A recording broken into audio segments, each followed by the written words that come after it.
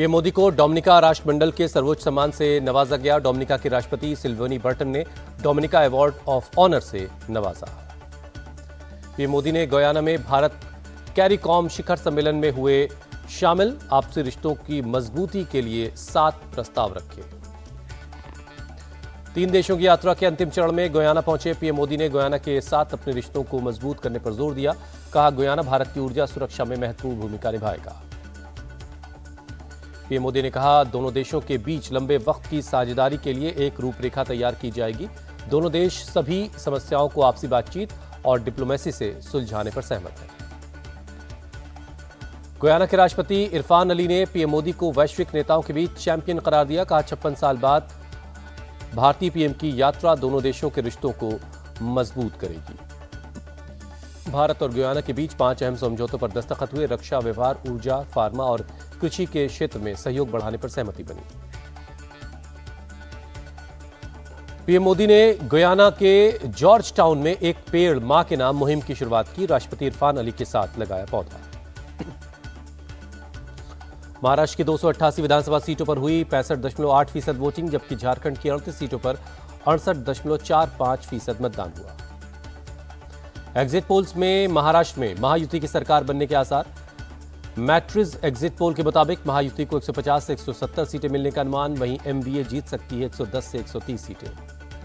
Chanakya exit poll भी महायुति को बढ़त दिखा रहा है। 152 से 160 सीटें जीत सकती महायुति। एमवीए को 130 से 138 सीटें मिल सकती हैं। पीपुल्स पल्स के एग्जिट पोल के मुताबिक महायुति को 175 से 195 सीटें आने का अनुमान। वहीं एमवीए जीत सकती है 85 से 112 सीटें। एग्जिट पोल पर महाराष्ट्र के डिप्टी सीएम देवेंद्र फडणवीस ने कहा, जब जब वोट प्रतिशत बढ़ता है बीजेपी को फायदा मिलता है। महाराष्ट्र कांग्रेस अध्यक्ष नाना पटोले ने एग्जिट पोल को नकारा। कहा, महाराष्ट्र में महाविकास अघाड़ी को 170 से ज्यादा सीटें मिलेंगी और पूर्ण बहुमत की सरकार बनेगी। महाराष्ट्र के एग्जिट पोल के बाद बोले केंद्रीय मंत्री रामदास अठावले, केंद्र और राज्य सरकार की योजनाओं को लेकर जनता ने भरोसा जताया। जनता ने विकास को लेकर महायुति को समर्थन दिया। झारखंड में इंडिया गठबंधन की वापसी का अनुमान। एक्सिस माई इंडिया के एग्जिट पोल के मुताबिक इंडिया गठबंधन को 53 और एनडीए को 25 सीटें मिल सकती हैं। वहीं मैट्रिज एग्जिट पोल में एनडीए को 42 से 47 सीटें मिलती दिख रही हैं। इंडिया गठबंधन को 25 से 30 सीटें आ सकती हैं। पीपल्स पल्स एग्जिट पोल में भी झारखंड में एनडीए की सरकार बनती दिख रही है। एनडीए को 44 से 53 और इंडिया गठबंधन को 25 से 37 सीटें मिलने का अनुमान। बीजेपी सांसद गिरिराज सिंह का एग्जिट पोल के बाद बयान। का झारखंड और महाराष्ट्र दोनों जगहों पर पीएम मोदी के नेतृत्व में डबल इंजन की सरकार बनेगी। सेंट्रल नागपुर विधानसभा क्षेत्र में वोटिंग के बाद गलतफहमी की वजह से तनाव के हालात बन गए। जोनल ऑफिसर की गाड़ी में ईवीएम होने के शक पर लोगों ने किया पथराव। जोनल ऑफिसर कुछ कागजात फोटोकॉपी करवाने बाहर निकले थे। गाड़ी में पड़ी स्पेयर मशीन को देखकर कुछ लोगों ने गाड़ी रुकवाकर नारेबाजी की। पुलिस से शिकायत की। पुलिस जांच में वोटिंग वाली ईवीएम मशीन बूथ पर मिली। आला अधिकारियों के समझाने और राजनीतिक दलों के कार्यकर्ता फिर शांत हुए। नासिक में शिवसेना उम्मीदवार सुहास कांडे और निर्दलीय उम्मीदवार समीर भुजबल के बीच झड़प। समीर भुजबल ने फर्जी वोटिंग करवाने का आरोप लगाया। बिटकॉइन स्कैम के मामले में सीबीआई का एक्शन शुरू हुआ। सीबीआई ने अमित भारद्वाज और अजय भारद्वाज समेत कई लोगों के खिलाफ एफआईआर दर्ज की है। सीबीआई ने गौरव मेहता को पूछताछ के लिए भेजा सम्मन। सूत्रों के मुताबिक गौरव मेहता की तरफ से नहीं आया कोई जवाब। छत्तीसगढ़ पहुंची बिटकॉइन घोटाले की जांच। रायपुर में गौरव मेहता के घर ईडी की रेड। गौरव मेहता ने ही किया था घोटाले का खुलासा। बिटकॉइन मामले को नाना पटोले ने बताया ओछी हरकत। का बीजेपी हार रही है इसलिए ऐसा कर रही है। उनकी इस हरकत से हमें ही सिंपैथी मिली। नाना पटोले बोले, हमने बिटकॉइन के मामले को लेकर एफआईआर दर्ज करा दी है। बीजेपी नेताओं को मानहानि का नोटिस भेजा जाएगा जो इसमें शामिल है। यूपी उपचुनाव के दौरान जबरदस्त हंगामा हुआ। मीरापुर, सीसामऊ, कुंदरकी से मारपीट और पथराव की खबरें आई। यूपी के मीरापुर में एसएचओ का रिवॉल्वर लहराते हुए वीडियो हुआ वायरल। अखिलेश यादव बोले, मतदाताओं को धमकाने वाले एसएचओ को तुरंत सस्पेंड करे चुनाव आयोग। मीरापुर में फर्जी वोटिंग को लेकर सपा और आजाद समाज पार्टी के कार्यकर्ता भिड़ गए। भीड़ ने रोकने पर पुलिस पर पथराव किया। पुलिस ने उपद्रवियों को खदेड़ा। मीरापुर के ककरौली इलाके में एआईएमआईएम प्रत्याशी अरशद राणा और पुलिस के बीच हुई नोकझोंक। पोलिंग बूथ पर मोबाइल ले जाने को लेकर हुआ हंगामा। मुरादाबाद की कुंदरकी सीट पर भी वोटिंग के दौरान हंगामा। सपा कैंडिडेट हाजी रिजवान की पुलिस से बहस हुई। पुलिस की चेकिंग और बैरिकेड देखकर भड़क गए थे हाजी रिजवान। हाजी रिजवान ने चुनाव आयोग को चिट्ठी लिखकर चुनाव रद्द करवाने की मांग की। कहा पुलिस की जगह अर्धसैनिक बलों की तैनाती में इलेक्शन करवाया जाए। यूपी की सीसामऊ सीट पर भारी हंगामा, बीजेपी कार्यकर्ता धरने पर बैठे, सपा कार्यकर्ता पर फर्जी वोटिंग का आरोप लगाया। सीसामऊ से बीजेपी उम्मीदवार सुरेश अवस्थी ने कहा एसपी ने बूथ कैप्चरिंग की कोशिश की, जिसकी शिकायत पुलिस से की गई है। आरोप लगाने में समाजवादी पार्टी भी पीछे नहीं रही। सीसामऊ से सपा उम्मीदवार नसीम सोलंकी ने कहा प्रशासन को मुस्लिम मतदाताओं पर भरोसा नहीं। अखिलेश यादव की शिकायत पर चुनाव आयोग ने कार्रवाई की, 5 पुलिस वालों को सस्पेंड किया। यूपी के करहल में वोटिंग के बीच दलित लड़की की हत्या हुई। बीजेपी ने आरोप लगाया कि सपा को वोट न देने पर यह मर्डर हुआ। पुलिस ने 2 लोगों को गिरफ्तार किया है। करहल में दलित लड़की की हत्या पर बोले यूपी के डिप्टी सीएम ब्रजेश पाठक, माफियागिरी और गुंडागर्दी से बाज नहीं आ रही सपा, उनके गुंडों ने एक दलित बेटी के साथ अत्याचार किया। सपा चीफ अखिलेश यादव ने कहा बीजेपी ये चुनाव वोट से नहीं खोट से जीतना चाहती है, ये हार से डरे हुए हैं। अखिलेश यादव का बड़ा दावा, कहा चुनाव के नतीजे हमारे पक्ष में आ रहे हैं, बीजेपी का सिंहासन हिल रहा है। सपा सांसद डिंपल यादव ने बीजेपी पर गुंडागर्दी करने का आरोप लगाया, कहा बीजेपी के एजेंट के तौर पर काम कर रहा था प्रशासन। यूपी बीजेपी अध्यक्ष भूपेंद्र सिंह चौधरी ने कहा जैसे लोगों ने वोट किया उससे सपा की हार तय है। यूपी के मंत्री संजय निषाद ने भी दावा किया कि भारी बहुमत से एनडीए के उम्मीदवार जीतेंगे। मंत्री ओपी राजभर ने विपक्ष के आरोपों को बताया गलत, कहा जनता ने विपक्ष को वोट नहीं दिया इसलिए ड्रामा कर रहे हैं। यूपी कांग्रेस अध्यक्ष अजय राय ने कहा सरकार के खिलाफ वोट करने वालों को परेशान किया गया। झारखंड में वोटिंग खत्म होते ही बीजेपी प्रदेश अध्यक्ष बाबूलाल मरांडी ने किया बड़ा दावा, कहा 51 से ज्यादा सीटों के साथ बनने जा रही है एनडीए की सरकार। बाबूलाल मरांडी ने कहा मैं कभी मुख्यमंत्री पद की दौड़ में नहीं रहा, 23 नवंबर के बाद चुना जाएगा विधायक दल का नेता। झारखंड के वोट परसेंटेज से खुश जेएमएम प्रत्याशी कल्पना सोरेन, कहा लोगों ने विकास का रास्ता चुना है। झारखंड के मंत्री हफीजुल हसन का दावा प्रदेश में बांग्लादेशी नहीं है, बीजेपी वाले सिर्फ बांग्लादेशी चिल्ला रहे हैं। राष्ट्रीय लोक समता पार्टी के अध्यक्ष उपेंद्र कुशवाहा ने महाराष्ट्र और झारखंड चुनाव पर दावा किया कि सभी जगहों पर एनडीए को बढ़त है। बागेश्वर धाम के पीठाधीश्वर पंडित धीरेन्द्र कृष्ण शास्त्री आज से शुरू करेंगे सनातन हिंदू एकता पदयात्रा। बागेश्वर धाम से ओरछा तक 160 किलोमीटर की पदयात्रा करेंगे। सनातन हिंदू एकता पदयात्रा के लिए भारी तादाद में उमड़ी लोगों की भीड़। 9 दिन की पदयात्रा के लिए देश के कोने कोने से लोग पहुंच रहे हैं। सनातन हिंदू एकता पदयात्रा से पहले बाबा बागेश्वर ने कहा हिंदुओं को जगाना और जात पात को दूर करना उनका लक्ष्य है। रक्षा मंत्री राजनाथ सिंह ने लाओस में चीन के रक्षा मंत्री डोंग जून से मुलाकात की। गलवान समेत कई द्विपक्षीय मुद्दों पर बातचीत हुई।